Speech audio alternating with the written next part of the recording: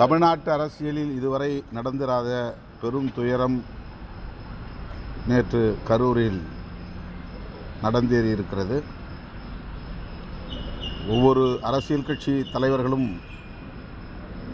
பேரணி பிரச்சாரம் போன்றவற்றை நடத்துகிற போது லட்சக்கணக்கிலே கூடுகிறார்கள். ஆனால் இதுவரை இதுபோல கூட்ட நெரிசலில் 39 பேர் உயிரிழக்கும் ஒரு பேரவலம் நடந்ததில்லை. எனவே இது தமிழ்நாட்டை மட்டுமல்ல, இந்திய அளவில் பெரும் அதிர்ச்சியை ஏற்படுத்தியிருக்கிறது. தாங்க ஒண்ணா துயரமாக இது மாறியிருக்கிறது.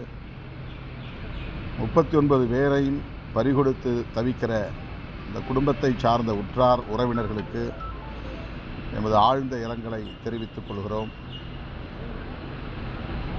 அவர்கள் குடும்பத்தினருக்கு தமிழ்நாடு அரசு 10 லட்சம் ரூபாய் இழப்பீடு வழங்குவதாக அறிவித்திருக்கிறது. அந்த தொகையை 50 லட்சம் ரூபாயாக உயர்த்தி வழங்க வேண்டும் என்று விடுதலை சிறுத்தைகள் கட்சியின் சார்பில் வேண்டுகோள் விடுக்கிறோம். உயிருக்கு ஆபத்தான நிலையிலே மருத்துவமனையில் அனுமதிக்கப்பட்டிருக்கிறவர்கள் அனைவரையும் காப்பாற்ற வேண்டும். அவர்களுக்கு தேவையான உயர் சிகிச்சை அளிக்க உரிய ஏற்பாடுகளை செய்ய வேண்டும் என்றும் தமிழ்நாடு அரசுக்கு விடுதலை சிறுத்தைகள் கட்சியின் சார்பில் வேண்டுகோள் விடுக்கிறோம். இந்த துயரம் நடந்தேறிய உடனேயே தமிழ்நாடு முதலமைச்சர் மாண்புமிகு தளபதி ஸ்டாலின் அவர்கள் கரூருக்கு சென்று நள்ளிரவு வேளையில் பாதிக்கப்பட்ட மக்களை சந்தித்து ஆறுதல் கூறியது துயரத்தில் உறைந்திருக்கும் நம்மை போன்ற அனைவருக்குமே ஆறுதல் அளிப்பதாக இருக்கிறது. தமிழ்நாடு அரசு இந்த துயரத்தில் மிக தீவிரமான முறையிலே மீட்பு பாதுகாப்பு நடவடிக்கைகளை, துயர் துடைப்பு நடவடிக்கைகளை மேற்கொண்டு வருவது பாராட்டுதலுக்குரியது. கொஷின்ஸ் இப்போ அண்டை மாநிலத்தில் அரசியல் கட்சி தலைவர்களாக இருக்கட்டும், நடிகர்களாக இருக்கட்டும், ஒரு சக மனிதனை கடந்து போகிற மாதிரி அங்கே இருக்கக்கூடிய மக்கள் பார்க்குறாங்க. ஆனால் தமிழ்நாட்டில் மட்டும் அது வேறு விதமாக இருக்குது. அப்போ மக்களை இந்த எல்லா மாநிலங்களிலும் சினிமா ரசிகர்கள் உண்டு, புகழ்பெற்ற திரை கதாநாயகர்கள் உண்டு. ஆனால் தமிழ்நாட்டில் திரை கவர்ச்சி என்பது ஒரு மோகமாக மாறியிருக்கிறது. சினிமா மோகத்தில் தமிழ்நாட்டு மக்கள் தொடர்ந்து பாதிக்கப்பட்டு வருகிறார்கள் என்பதை நாம் பார்க்க முடிகிறது. இது ஒரு அரசியல் தலைவரை காண்பதற்காக கூடிய கூட்டம் என்பதை விட ஒரு திரை கதாநாயகரை காண்பதற்காக கூடிய பெரும் திரள்.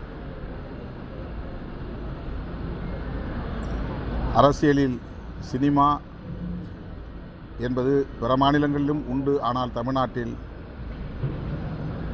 இத்தகைய பாதிப்புகளை சந்திக்கும் அளவுக்கு இருப்பது வேதனை அளிக்கிறது. மாவட்ட செயலாளர் 10,000 பேர் தான் நாங்கள் வருவாங்க அப்படின்னு சொல்லி அவங்க மனு கொடுத்துருந்தாங்க. அதனால நாங்கள் 500 பாதுகாப்பு அதிகாரிகள் மட்டும்தான் காவல்துறையின் சார்பாக கொடுத்துருந்தோம். ஆனால் கூட்டம் அதிகமாக வந்ததுனால எங்களால் கண்ட்ரோல் பண்ண முடியல அப்படின்னு சொல்லி காவல்துறையின் சார்பாக அறிக்கை கொடுத்துருக்காங்க. சப்போஸ் கூட்டம் அதிகமானதுனால அதை பாதுகாப்பு கொடுக்க வேண்டியது தமிழக அரசின் கடமை தானே, அதையே தவறிட்டாங்களா? அதை பற்றி இது குறித்து அருணா ஜெகதீசன் அவர்களின் தலைமையில், ஒரு நீதிபதியின் தலைமையில் விசாரணை ஆணையம் அமைக்கப்பட்டிருக்கிறது. முதல்வர் ஆணையிட்டிருக்கிறார்.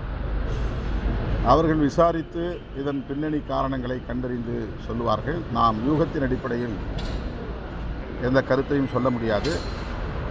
பொதுவாக இது போன்ற பெருந்திரளை திரட்டுகிற போது அந்த கட்சியின் தலைவர்கள், முன்னணி பொறுப்பாளர்கள் எவ்வளவு லட்சம் பேர் திரளுவார்கள் என்பதையெல்லாம் முன்கூட்டியே கணக்கிட்டு அதற்கேற்ப நேரம், இடம், தலைவர் ஒரு இடத்திலே நின்று பேசக்கூடிய கால அளவு ஆகியவற்றையெல்லாம் தீர்மானிக்க வேண்டும்.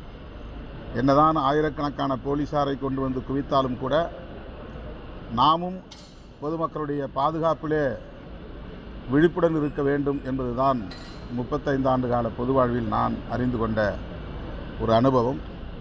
ஆகவே நாம் காவல்துறையினர் மீது குற்றம் சுமத்துவது அல்லது தமிழ்நாடு அரசு மீது குற்றம் சுமத்துவது அல்லது இந்த கூட்டத்தை நடத்தியவர்கள் மீது குற்றம் சுமத்துவது என்கிற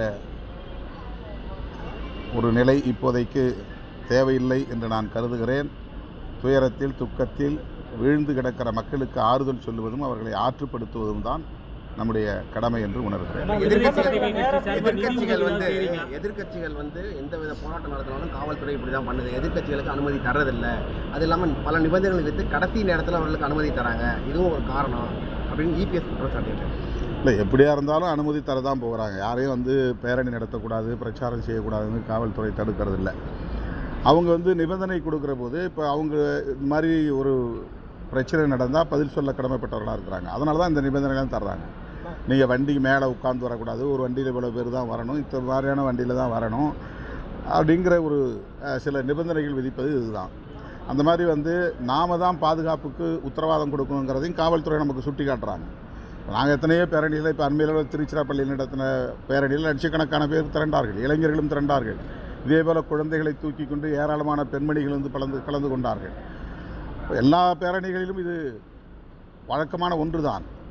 ஆகவே நமக்கும் அதிலே பொறுப்பு இருக்கிறது. வெறுமனே நாம் காவல்துறையும் அரசும் தான் பொறுப்பு என்று சொல்லிவிட்டு நகர்ந்து விட முடியாது. விடுதலை சிறுத்தைகள் கட்சி சார்பாக நிதி உதவி இறந்தவர்கள் குடும்பத்துக்கு எங்களால் எங்கள் சக்திக்கேற்ப அந்த உதவியை நாங்கள் மேற்கொள்கிறோம். நிபந்தனைகள்லையும் குறிப்பிட்ட நேரத்தை எந்த இடத்துலையும் விஜய் பின்பற்றல அப்படின்ற ஒரு கருத்தை காவல்துறை சொல்லியிருக்காங்க. எப்படி இப்போ இது நம்ம முன்கூட்டியே ஒரு யூகத்தின் அடிப்படையில் கருத்து சொல்ல முடியாது. அவர் கிட்டத்தட்ட 7 மணி நேரம் தாமதமாக இருக்குது அவர் சேர வேண்டிய இடத்துக்கு. இந்த அளவுக்கு தாமதமாக நாம் இடம் கொடுத்துருக்கக்கூடாது. அதற்கு அவர் தான் பொறுப்பேற்கணும். அவர் என்னதான் இருந்தாலும் காலையில் நாமக்கல்லில் சேர வேண்டிய இடத்துக்கு உரிய நேரத்துக்கு போல் அவர் சென்னையிலேருந்து புறப்பட்ட நேரமே ரொம்ப தாமதமாக புறப்பட்டிருக்கார். முதல் நாள் இரவே தங்கியிருந்து அடுத்த நாள் நாமக்கல்லில் அவர் ஒரு 8:30 மணி இல்லைன்னா 9:30 மணிக்கு போகலாம். குறைஞ்சது 1 மணி நேரம் தாமதமாகலாம். அந்த பயணத்தின் போது திரள் தடுக்கிறாங்க, முன்னால் கூட்டம் நிறைய கூடிடுச்சு, அதனால் நேரம் ஆச்சு அப்படின்னு சொன்னால் அது 1 மணி நேரம் 1.5 மணி நேரம் தான் அப்படி ஆனால் ஆகும். 7 மணி நேரம் தாமதமாகிறது அப்படின்னு சொன்னால் அது அவங்களே திட்டமிட்டு தாமதித்து போனார்களா அப்படிங்கிற ஒரு கேள்வி எழுகிறது. இன்னும் கூட்டம் கூடட்டும் அப்படிங்கிற ஒரு இடத்துல ஒரு திரள் எவ்வளோ நேரம் தேங்கி நிற்கலாம் அப்படிங்கிறது ஒரு கணக்கு இருக்குது. ஒரே இடத்துல லட்சக்கணக்கான பேர் 1 மணி நேரம் 2 மணி நேரம் தேங்கி நின்னா மூச்சு திணறல் ஏற்பட தான் செய்யும், டீஹைட்ரேஷன் ஏற்பட தான் செய்யும், எல்லாம் நாக்கு வறட்சி ஏற்பட தான் செய்யும். அப்போ ஒரு குறிப்பிட்ட நேரத்துக்குள்ளே அந்த இடத்துல இருந்து இன்னொரு இடத்துக்கு மூவ் ஆகணும். அந்த மாதிரி மூவ் ஆகாமல் தேங்கி நின்றதன் விளைவாக ஏற்பட்ட ஒரு பெரும் பாதிப்பாகத்தான் நான் இதை பார்க்கிறேன். மரணங்களே இல்லாமல் அதிகாரத்தை அடைவதற்கான பாதை இல்லை, அதாவது பல நிகழ்ச்சிகளில் இதே மாதிரி கூட்ட நெரிசலில் உயிரிழப்பு ஏற்பட்டிருக்கு. இது ஒன்றும் புதுசு இல்லை. கும்பமேளாவுக்கு போன இடத்துல அது மாதிரி நடந்திருக்கு. அதே மாதிரி ஒரு கிரிக்கெட் ஸ்டேடியத்தில் பெங்களூர் நினைக்கிறேன், அங்கே அது மாதிரி நடந்திருக்கு. பல இடங்களில் அது மாதிரி நடந்திருக்கு. இதில் பங்கேற்கக்கூடிய நம்மை போன்றவர்களுக்கு ஒரு விழிப்புணர்வு வேணும். நம்மை பற்றிய பாதுகாப்பு, நம்ம குழந்தையை தூக்கிட்டு போகலாமா வேண்டாமா, பெண்களை முதியோர்களை அழைச்சி போகலாமா வேண்டாமா. இப்போ நாங்கள்லாம் ஒவ்வொரு பேரணிக்கு முன்னாலே அது ஒரு கிளாஸ் மாதிரியே எடுக்கிறோம், அவங்களை எடுத்து சொல்கிறோம். வண்டியில் வரும்போதே குடிநீர் கொண்டு வாங்க, வண்டியில் வரும்போதே சாப்பாடு கொண்டு வாங்க, வண்டியில் வரும்போதே உங்களுக்கான பிஸ்கட்ஸ் எல்லாம் கொண்டு வந்துடுங்க, எங்கேயும் கடையில் போய் நின்று சாப்பிடக்கூடாது, அது மாதிரி குழந்தைகளை அழைச்சிட்டு வராதிங்க, முதியோர்களை அழைச்சிட்டு வராதிங்க, மாற்றுத்திறனாளிகள் பங்கேற்கக்கூடாது. இதெல்லாம் ஒவ்வொரு முறையும் நாங்கள் சொல்கிறோம். இந்த பாதுகாப்பு கருதி வண்டியை வேகமாக ஓட்டக்கூடாது, வண்டியில் வரக்கூடிய டிரைவர் குடிச்சிட்டு வரக்கூடாது, அவன் குடிச்சிட்டு வரானா இல்லையான்னு நீங்கள் பார்க்கணும். இதெல்லாம் நாங்கள் சொல்கிறோம். அதனால் ஒரு பெருந்திரளில் பங்கேற்கக்கூடிய பொதுமக்களை பாதுகாக்க வேண்டிய பொறுப்பு காவல்துறைக்கும் அரசுக்கும் தான் இருக்கிறது என்று நாம் கருதக்கூடாது. நமக்கும் அதில் பொறுப்பு இருக்கிறது என்பதை நான் சுட்டிக்காட்ட விரும்புகிறேன். கள்ளக்குறிச்சியில் இறந்தப்ப 50 பேர் இறந்தாங்க, முதல்வர் செய்யலை. இதுக்கு இரவோட இரவா சொல்கிறாரு. அந்த நேரத்தில் இருக்கிற சூழலாக இருக்கலாம். அது அந்த சூழல் வேறு, இந்த சூழல் வேறு. இது இப்போ பார்க்கக்கூடாதுன்றீங்களா? பார்த்தது தப்புன்றீங்களா? அதுதான் மக்கள் 40 பேர் ஒரே நேரத்தில் இறந்துருக்குறாங்க. கள்ளக்குறிச்சியில் அடுத்து இருந்தாங்க. அது கள்ளச்சாராயம் குடிச்சு இறந்தது ஒரே நேரத்தில் ஒரே சம்பவத்தில் நடக்கலை. அதை குடித்தவங்க மருத்துவமனைக்கு போய் ஒருத்தர் அதில் இறந்தாங்க. அது நம்ம அப்படி ஒப்பீடு செய்ய முடியாது. எல்லா நேரத்துலையும் இப்போ எல்லா நிகழ்ச்சியும் நம்ம கலந்து முடியாது. இப்போ நான் இந்த நிகழ்ச்சி வரேன், இன்றைக்கி ராமநாதபுரம் போகணும், அதை கேன்சல் பண்ணிட்டு நான் வரேன். சில நேரங்களில் சில நிகழ்ச்சியில் இதே மாதிரி துயர சம்பவங்களை உடனடியாக போய் கலந்துக்க முடியாது. அதனால் அது காலச்சூழல் பொறுத்து தான் அது அமையும். இதில் எதுவும் உள்நோக்கம் இருக்குதா நம்ம ரசிகர்களுக்கு நீங்கள் என்ன சொல்ல வரீங்க, எப்படி இருக்கணும்? விஜய் ரசிகர்களுக்கு நான் என்ன சொல்ல முடியும்? அவங்க ஒரு தலைவரை பார்க்க போகிறாங்க அல்லது தங்களுடைய ஹீரோவை பார்க்க போகிறாங்கன்னா அவங்களுடைய பாதுகாப்புலையும் அவங்க உறுதியாக இருக்கணும், கவனமாக இருக்கணும், விழிப்பாக இருக்கணும். இரங்கலை வந்து தெரிவிக்கிறாரு. ஆனால் அந்த கட்சியினுடைய பொதுச் செயலாளர் யாருமே வந்து இன்னும் பாதிக்கப்பட்டவங்களை பார்க்கலங்கிற ஒரு குற்றச்சாட்டு வந்து அதை பற்றி இனிமேல் போய் பார்ப்பாங்க. அது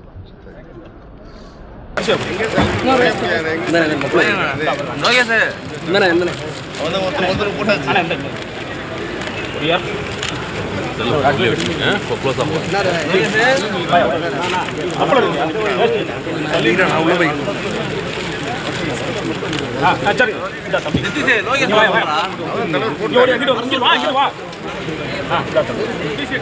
வாங்கி புரட்சி புரட்சி வாப்பா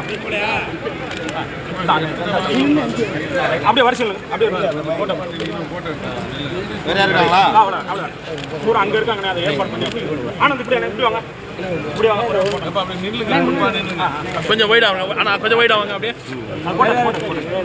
அப்படியே ஒரு ஃபோட்டோ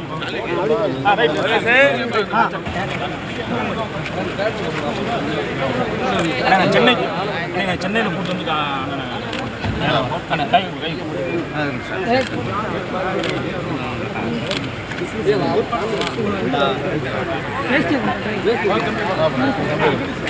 சென்னை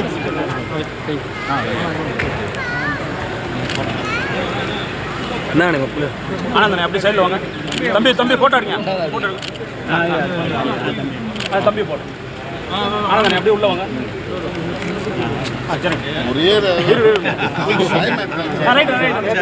இருப்பா சரி சரி சரி ரொம்ப நன்றி. வாப்பா அபி